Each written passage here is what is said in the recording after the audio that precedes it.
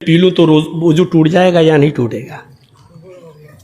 तो सुन लो, बीड़ी पीने से वजू नहीं टूटता है, सिगरेट पीने से वजू नहीं टूटता है, लेकिन बीड़ी और सिगरेट के पीने का गुनाह आपको पड़ेगा।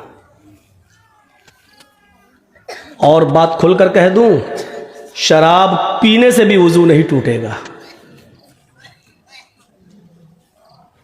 हाँ, शराब पीने के बाद नशा इतना आया कि आपको होश ही नहीं है, तब आपका वजू टूट जाएगा, क्योंकि अब आपको होश नहीं है। वजू आपका तब टूटेगा, लेकिन शराब पीने से वजू नहीं टूटेगा, लेकिन शराब पीने का गुनाह पड़ेगा। इससे भी ज्यादा खुल के कह दूं, मां बहन की गालियां जो लोग दे देते हैं वजू की हालत में, गाली देने से भी वजू नहीं टूटेगा, क्योंकि शरीयत ने वजू टूटने की जो शराइत बताई हैं उनमें गाली देना शामिल नहीं है। गाली देने से भी वजू नहीं टूटेगा, लेकिन गाली देने का गुनाह पड़ेगा।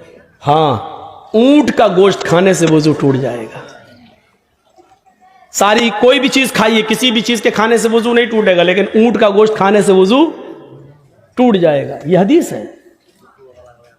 क्यों टूटेगा मसलियत नहीं मालूम है, लेकिन बाज़ उलमा ने लिखा है, शारहीन हदीस ने लिखा है, चूंकि ऊंट बहुत गर्म होता है और गर्म चीज खाने के बाद उसकी गर्मी को खत्म करने के लिए पानी की जरूरत पड़ती है, इसलिए वजू बताया है। लेकिन यह मसलहत ऐसे ही लोगों ने बता दी है, इसकी कोई दलील नहीं है। जहां तक मेरा अपना इल्मी नाकिस इल्म का तकाजा है, मैं कह सकता हूं कि वजू के टूटने की शायद ये वजह हो सकती है कि ऊंटों के ऊपर जिन्नात का साया ज्यादा होता है।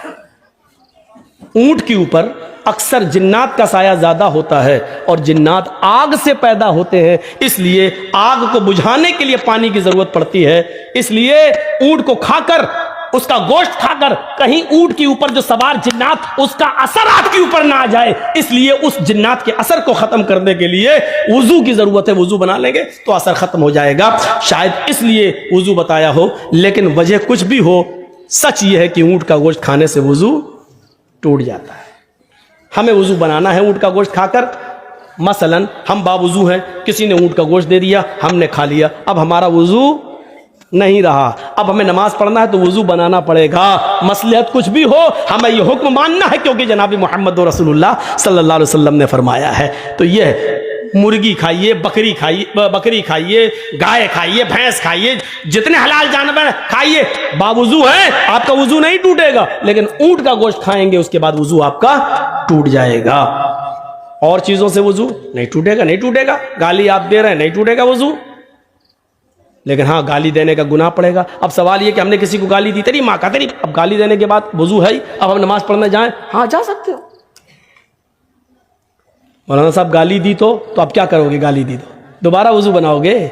गाली देने से वजू थोड़ी टूटा, वो तो गुनाह तेरा लिख गया है। बाएं हाथ के कांधे पर जो फरिश्ता है उसने लिख लिया तेरा गुनाह। अब तुम जाओ, अल्लाहु अकबर कहो, नमाज पढ़ो, अब उसमें दुआ तो आएगी, औज़ु बिल्लाहि मिनश शैतानिर रजीम बिस्मिल्लाहिर रहमानिर रहीम। भाई सुभानक अल्लाहुम्मा पढ़ोगे तो उसमें पढ़ोगे ना, वला इलाहा गैरुक औज़ु बिल्लाहि मिनश शैतानिर रजीम बिस्मिल्लाहिर रहमानिर रहीम अल्हम्दुलिल्लाहि रब्बिल आलमीन अर्रहमानिर रहीम। अल्लाहुम्मा बाइद पढ़ोगे तब भी अल्लाहुम्मा बाइद बैनी व बैन खताया कमा बाअदता बैनल मशरिक़ि वल मग़रिब अल्लाहुम्मा नक़्क़िनी मिनल खताया कमा युनक़्क़ा थौबुल अबयज़ु मिनद दन्स।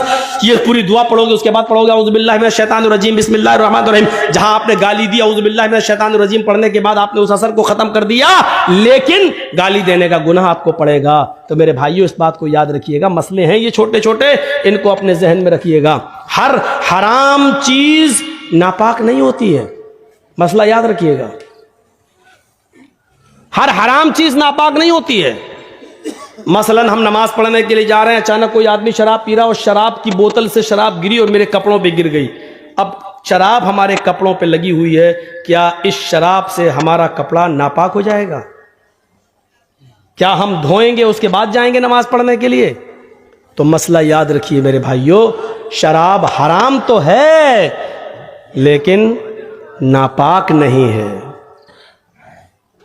और नापाक ना हो, सिर्फ हराम है, यानी उसको आप पी नहीं सकते, उसका पीना हराम है, लेकिन कपड़े पे अगर आपकी गिर गई है और नमाज की जमात खड़ी है तो आप उसी कपड़े में नमाज पढ़ लीजिए, आपकी नमाज हो जाएगी। इसी तरीके से आपने किसी जानवर को ज़िबा किया, बकरे को या गाय को, और छुरी चलाते वक्त खून की छींटें आपके कपड़े पे आ गई, खून हराम तो है। इन्नमा हर्रमा अलैकुमुल मैतता वद्दम, अल्लाह ने खुद कहा तुम्हारे ऊपर मुर्दार हराम है, तुम्हारे ऊपर खून हराम है, तुम्हारे ऊपर लहमल खिंजीर, सूअर का गोश्त हराम है, हैं? कहा है, सुन लीजिए, खून हराम तो है, आप खून पी नहीं सकते हैं। खून जब आप निकालेंगे तो जम जाएगा, जमा हुआ खून आप चाकू से काट कर आग में भून कर खा नहीं सकते हो। महाराष्ट्र में, कोकण में बहुत से लोग खाते हैं।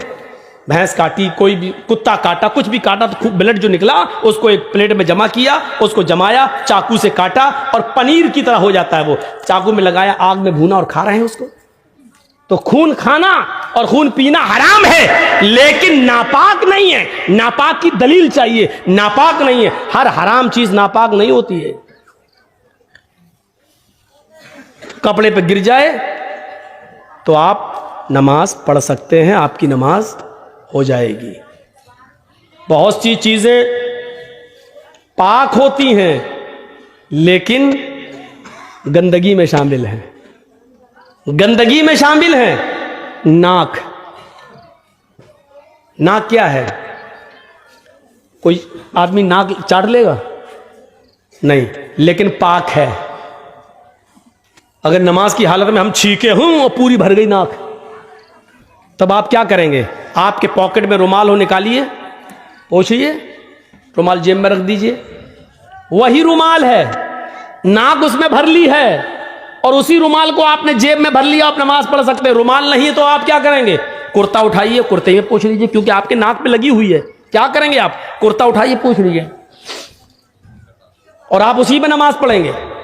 तो नाक गंदी तो है लेकिन नापाक नहीं है। थूक, थूक जमीन पर, हमारे मुंह में थूक है, पी गए, खा गए। हर आदमी के साथ ऐसा होता है, अपना थूक आदमी निकल जाता है, कोई बात नहीं, लेकिन अपना ही थूक अगर जमीन पर थूक दे, उसके बाद कहो चाटो तो नहीं चाटेगा।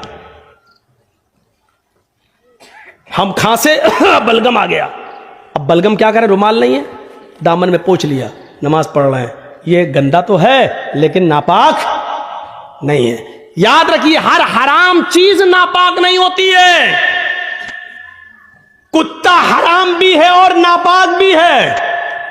देख रहे हैं, कुत्ता हराम भी है और नापाक भी है। आप कुत्ता काट कर नहीं खा सकते हैं क्योंकि वो हराम है और नापाक भी है। अगर कुत्ता हमारे बर्तन में मुंह डाल दे तो उस बर्तन को 7 मर्तबा धुलना पड़ेगा। पहली मर्तबा मिट्टी से या आखिरी बार मिट्टी से। अब आजकल मिट्टी नहीं है, साबुन सर्फ वगैरह है, तो उसको एक बार सर्फ से भी धुलना पड़ेगा।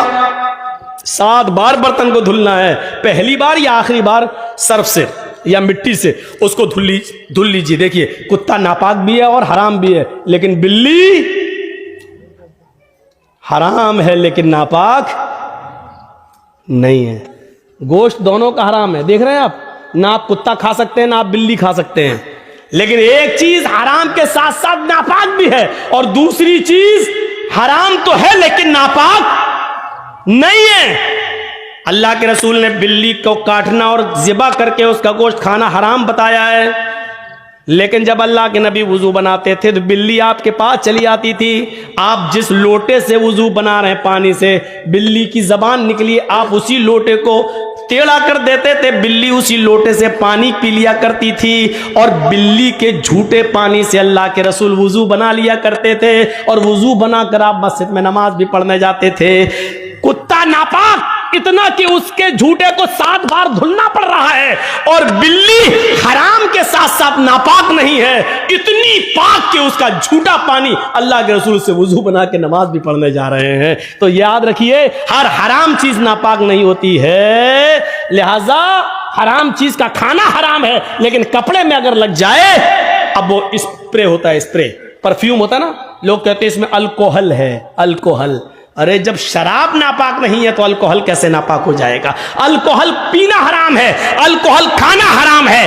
अल्कोहल की बोतल लाकर आप पिएंगे, ये हराम है, लेकिन अल्कोहल अगर कपड़े में लग जाए, खुशबू है, परफ्यूम में है, मारा स्प्रे और नमाज पढ़ने जा सकते हैं? हाँ जा सकते हो। उसमें अल्कोहल है, बना रहने दो अल्कोहल।